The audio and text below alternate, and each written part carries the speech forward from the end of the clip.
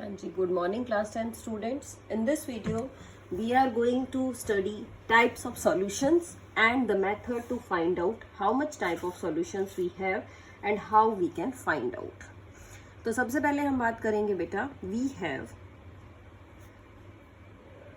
have three types of solutions. Three types of solutions, यानी ये जो आपके पास पेयर ऑफ लीनियर इक्वेशंस हैं, इसके हम तीन टाइप के सॉल्यूशन फाइंड आउट कर सकते हैं. The first one is unique solution. जो फर्स्ट है आपका वो है यूनिक सॉल्यूशन.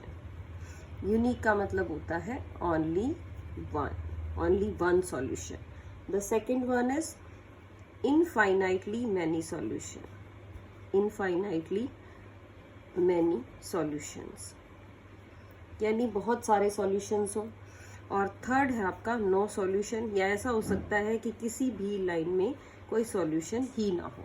यानी कितने टाइप के सॉल्यूशंस आ गए? यूनिक सॉल्यूशन यानी only one solution, infinitely many solutions यानी बहुत सारे सॉल्यूशंस आप इसके फाइंड आउट कर सकते हैं. No solutions means you have no solution at all, यानी कि वो लाइन आपकी कोई भी सॉल्यूशन नहीं देती. अब इन सॉल्यूशंस का आपको कैसे पता चलेगा बेटा? सबके लिए ग्राफ ड्रॉ करके नहीं देखेंगे, तो आपके पास मेथड है. किस तरह का? सबसे पहले तो ये समझिए कि अगर सॉल्यूशन है तो हम उन लाइंस को क्या बोलते हैं? हम उन लाइंस को बोलते हैं कंसिस्टेंट लाइंस. कंसिस्टेंट सॉल्यूशन भी आप कह सकते हैं. कैसे सॉल्यूशन है? कंसिस्टेंट सॉल्यूशन है. और अगर नो सॉल्यूशन आ गया तो हम उसको बोलेंगे इनकंसिस्टेंट. अगर कोई सॉल्यूशन नहीं होगा तो उसका नेम हो जाएगा इनकंसिस्टेंट. इनकंसिस्टेंट रहेगा. इनकंसिस्टेंट सिस्टम भी कह सकते हैं, सॉल्यूशन भी कह सकते हैं. तो कैसे पता चले बेटा? हम देखते हैं. लेट मेथड सीखते हैं इसका. Let the two lines are. हमने मान ली कि जो दो लाइन्स आपकी वो है a1x plus b1y plus c1 equal to 0, a2x plus b2y plus c2 equal to 0. यानी आपके पास अगर किसी क्वेश्चन में इस तरह की दो लाइंस दे रखी हैं तो आप कैसे सॉल्यूशन फाइंड आउट करें? पहले की बात करेंगे यूनिक सॉल्यूशन. आपको कैसे पता चलेगा कि जो सॉल्यूशन है वो यूनिक है? और यूनिक सॉल्यूशन के साथ मैं लिख रही हूँ लाइंस कैसी होंगी? Intersecting lines. इंटरसेक्टिंग लाइंस होंगी तभी यूनिक सॉल्यूशन होगा. कैसे पता चलेगा? अगर इस क्वेश्चन में a1 बाई a2 आपका b1 बाई b2 के इक्वल ना आए. ध्यान से समझिए. If a1 by a2 is not equal to b1 by b2 then it has a unique solution. यानी कि यूनिक सॉल्यूशन यानी लाइंस कैसी होंगी आपकी? लाइंस इस तरह की होंगी बेटा कि वो कहीं ना कहीं आपकी इंटरसेक्ट कर जाएंगी एंड एक ही सॉल्यूशन आएगा. उसी को हम बोल रहे हैं कैसा solution? Unique solution. Now move on to our second type. Unique solution के बाद हमारे पास आ गया है इनफाइनाइट सॉल्यूशन. इनफाइनाइट सॉल्यूशन यानी जो आपकी लाइंस है ना उनका नाम है कोइंसिडेंटल लाइंस. कोइंसिडेंटल लाइंस जो है वो ओवरलैप करती है बेटा. ओवरलैप समझते हो? एक के ऊपर एक आ जाना. उसके इनफाइनाइट सॉल्यूशन है आपके पास. कंडीशन क्या है इसकी? a1 by a2 is equal to b1 by b2 is equal to c1 by c2. यानी a1 बाई a2 किसके इक्वल है? b1 बाई b2 के इक्वल है और c1 बाई c2 के इक्वल है. यानी तीनों ही चीज़ें अगर सेम हो जाए, उनकी रेशो इक्वल आ जाए तो इनफाइनाइटली मैनी सॉल्यूशंस है और लाइंस कैसी होंगी आपकी? कोइंसिडेंटल लाइंस हो जाएंगी. The third part is no solution, कि कोई सॉल्यूशन होगा ही नहीं. अगर कहीं नहीं मिलेंगी तो कैसी लाइंस हैं वो? पैरेलल लाइंस हैं. पैरेलल लाइंस किस टाइप की? The distance between them is always same. ये लाइन कहीं नहीं मिलेंगी, ये आपकी पैरेलल लाइंस रहेंगी. नो सॉल्यूशन देंगी. और क्या कंडीशन होगी इसकी? कि a1 by a2 is equal to b1 by b2 but not equal to C1/C2, यानी दो पार्ट तो ये इक्वल हो जाएंगे लेकिन तीसरे वाला यानी C1/C2 के इक्वल नहीं होगा। तो इस तरह की जो आपकी लाइंस होंगी उनको हम क्या कहेंगे, उनको हम कहेंगे कि ये आपके कैसे सॉल्यूशन है, नो सॉल्यूशन है, इसका आप कोई भी सॉल्यूशन फाइंड आउट नहीं कर सकते। तो बेटा एनसीईआरटी की बुक का जो आपका फर्स्ट क्वेश्चन है, अब अगर हम एक्सरसाइज की बात करें तो ये जो आपकी एक्सरसाइज का क्वेश्चन नंबर 1 है, क्वेश्चन नंबर 1 में आपको ग्राफिकली इक्वेशन बनानी है। I am talking about exercise 3.2। Question 1 is make the equation and find the solution graphically. तो this is left for you as practice। ये क्वेश्चन आपको खुद ही करना है, इसको आप इजीली कर भी सकते हैं, इसमें कुछ डिफरेंट नहीं है। आप इक्वेशन बनाएंगे फर्स्ट एक्सरसाइज की तरह और इजीली कर पाएंगे। आई am talking about question number 2। Question number 2 है बेटा आपका इस एक्सरसाइज का, on comparing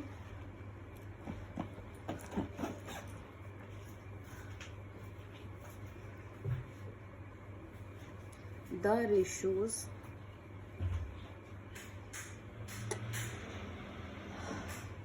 on comparing the ratios A1 by A2 comma B1 by B2 and C1 by C2 and without drawing them, और उनको ड्रॉ भी ना करें हम, तो क्या है, find out whether the lines representing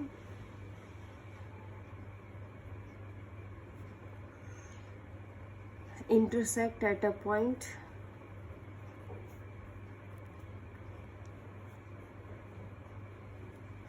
are parallel और कोइंसाइड। लाइंस इंटरसेक्ट करेंगी, पैरेलल होंगी, कोइंसाइड होंगी, तो किस तरह की होंगी, and also find out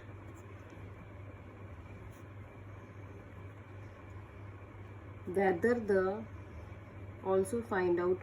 they are consistent or inconsistent। साथ साथ बताएंगे कि वो कंसिस्टेंट है या इनकंसिस्टेंट। फर्स्ट पार्ट देखते हैं बेटा पहले इसका।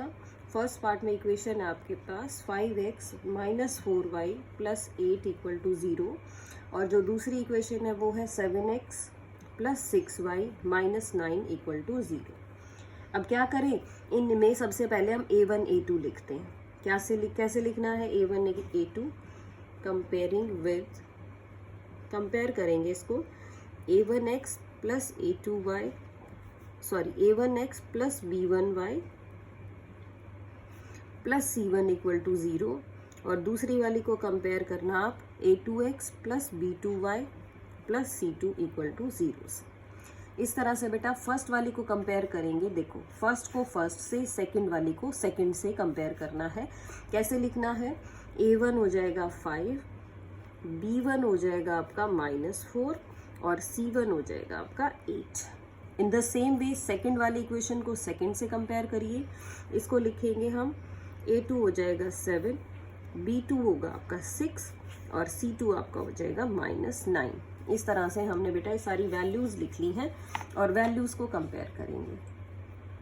यानी A1 by A2 निकाल लो आप, 5/7, B1 by B2 आ जाएगा -4/6, C1 by C2 आ जाएगा 8/-9। अब इस क्वेश्चन में देखिए जो 5/7 है वो इक्वल नहीं है -4/6 के, यानी A1 by A2 B1 by B2 के इक्वल नहीं आया। तो हम क्या कहेंगे कि A1 by A2 not equal to B1 by B2 ये दोनों इक्वल नहीं है, सो गिवन लाइंस आर, जो आपकी गिवन लाइंस हैं वो कैसी हैं, इंटरसेक्टिंग लाइंस हैं and they have a unique solution. अगर इंटरसेक्ट करेंगी बेटा तो यूनिक सॉल्यूशन होगा, एंड आर सॉल्यूशन अगर है तो हम उसको बोलेंगे कंसिस्टेंट। अगर सॉल्यूशन है तो कंसिस्टेंट है, अगर सॉल्यूशन नहीं होगा तो कंसिस्टेंट नहीं होंगी। इस तरह से आप इसको कंपेयर कर सकते हैं कि ये किस तरह की इक्वेशन बनेगी। तो आप चेक कर पाएंगे कि कैसी इक्वेशन है, कंसिस्टेंट है या इनकंसिस्टेंट इक्वेशन। एक और पार्ट देख लेते हैं बेटा, so that the concept is more clear to you. देखिए,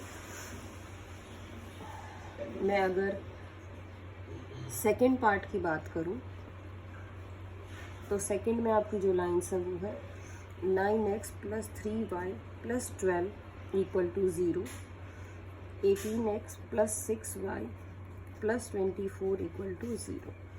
अब इसमें हम डायरेक्टली लिख रहे हैं, फर्स्ट वाली से a1 b1 और c1 लिख लेते हैं। a1 9, b1 3 और c1 12।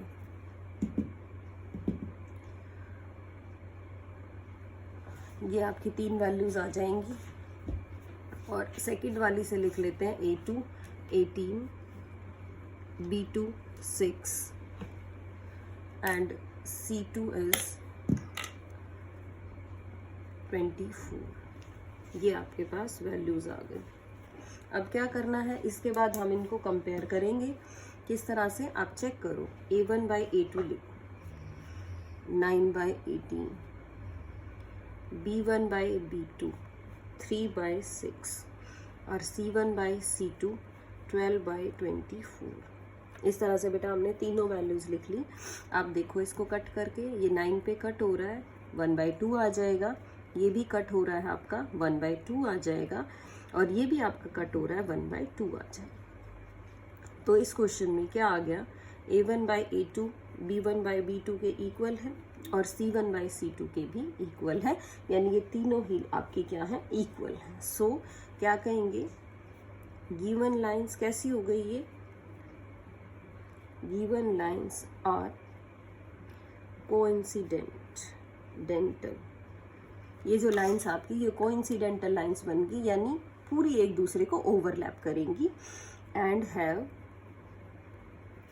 कोइंसिडेंटल है तो इनफाइनाइटली मैनी सॉल्यूशंस होंगे, infinitely many solutions, coincidental lines, infinitely many solutions. And अगर सॉल्यूशंस हैं तो हम क्या कहते हैं, आर कंसिस्टेंट। तो ये कंसिस्टेंट भी है बेटा, तो आप इसको प्रॉपरली चेक करेंगे। Now I am moving on to question number 3। Question number 3 में भी बेटा इसी टाइप के क्वेश्चंस हैं जिसमें आपको कंपेयर करना है। तो मैं आपको एक पार्ट करके दिखा देती हूँ ताकि आपको क्लियर हो जाएगी कि क्या सिचुएशन है, किस तरह से आपको लिखना है। देखिए, हम कर लेते हैं थर्ड का थर्ड पार्ट। इक्वेशन है आपकी 3/2x + 5/3y = 7 और दूसरी इक्वेशन है 9x - 10y = 14। ये दो इक्वेशंस हैं बेटे। अब इस तरह की जो इक्वेशन हो जिसमें नंबर्स डिनोमिनेटर में भी दे रखे हैं, तो आप क्या करो, पहले उसको सिंपलेस्ट फॉर्म में ले आओ, मीन्स एलसीएम ले लो ताकि वो सिंपल इक्वेशन नजर आए आपको। ये मैंने एलसीएम ले लिया है इसका, 2 का और 3 का, 6 एलसीएम आ गया। तो 2 3 = 6, 3 आएगा, 3 3 = 9 और 3 2 = 6, 2 आ गया, तो ये बन गया 10y = 7। और इसको अच्छे से लिख लेंगे तो 9x + 10y = 42। और ये इक्वेशन है आपकी 9x - 10y - 14। क्या करें, आप क्या करोगे, इस 42 को भी लेफ्ट साइड में ही लिख लोगे, तभी तो कंपेयर करेंगे।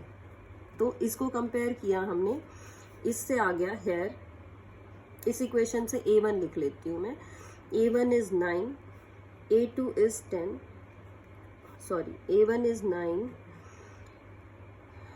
b1 10 और C1 आ गया -42। इससे लिख लेते हैं, क्या लिखें इससे, A2 है 9, B2 है आपका -10 और C2 आ जाएगा -14। यानी हमने ये तीनों की तीनों वैल्यूज इससे लिख ली हैं। अब कर लेते हैं बेटा कंपेयर।